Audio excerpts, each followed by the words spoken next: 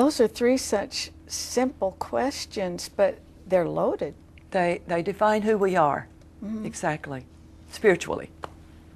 Did your clients wrestle with them? Yes, yes. That would be interesting. They're surprised. They really never sometimes give that much thought to whether or not they are thinking spiritually, walking spiritually, giving spiritually, using their time spiritually. I just know the older I get, the desire is so much greater to walk in the Spirit. And sometimes you wish you'd have been that aware. Well, I've been a Christian all my life, but aware much earlier. Yes. I regret the time that I lost not serving the Lord. And it drives me to want to serve Him more now. I want to serve Him through this book. I want people to read this book. I want them to see the joy of the fruit of the Spirit as it's experienced in life. And He gives us this fruit liberally, not just one, but baskets full. He is standing, waiting to give us this fruit of the Spirit. The love, the joy, the peace, long-suffering, kindness, goodness, faithfulness, self-control. And Paul said there's no law against any of that. Right. Yeah. If you just tuned in, I'm talking with Landa Ellsworth, and she wrote this book with such a gorgeous color, Fruit of the Spirit, and her website is on the screen right now. I hope you'll take note of that, and you can go there and find out more about her and how to get the book. The book also kind of illustrates your points with people you've met. Right. I would say characters, kind of. Special people in my life that God placed in my life to help me to grow, to help me with my faith walk. Okay, tell us about Tina. She wanted to be like her dog. Oh, that is one of the most heart-rending stories. I was working with a group that we were conducting spiritual retreat, and we were like 4 days there. And we had a number of what we called pilgrims on the walk, and I volunteered to stay with the handicapped. I was rooming with a lady who was blind legally, but she could still see to make her way around. But a sadder story was that across the hall from me was a lady named Tina, a young lady.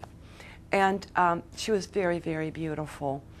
She was young. She was in a wheelchair. She had just cold raven's wing black hair and bright blue eyes.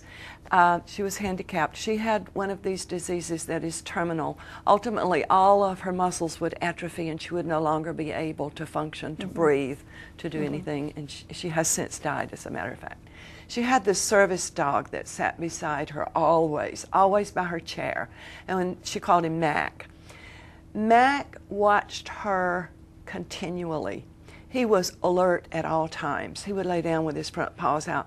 If she said rest, he would put his head down dolefully. He wanted to keep watching her, you could tell. If she just moved, his eyes would move. She said he could pick up her pencil, anything she dropped. He could open her her clothes dryer. He could open her door, get her phone for her. He was a trained service dog. If she gave him a command, he was immediately obedient.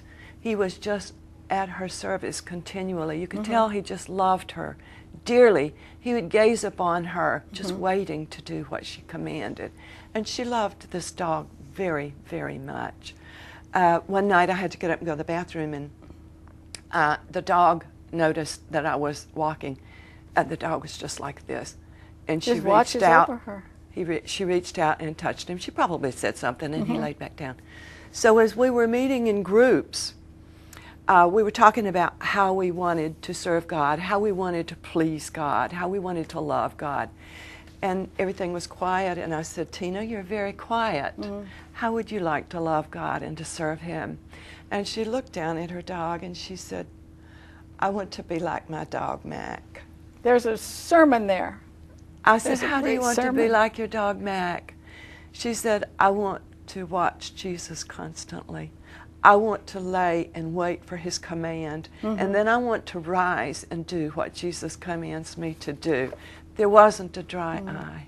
I can imagine it, just a sermon, just hearing it and reading about it.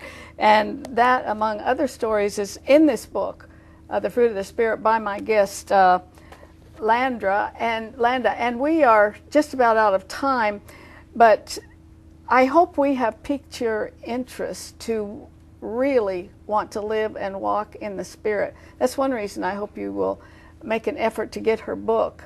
Go and online. it will change your life, because not only does she bring the scriptures out, but also these illustrations by people she's met that brings things to absolute life.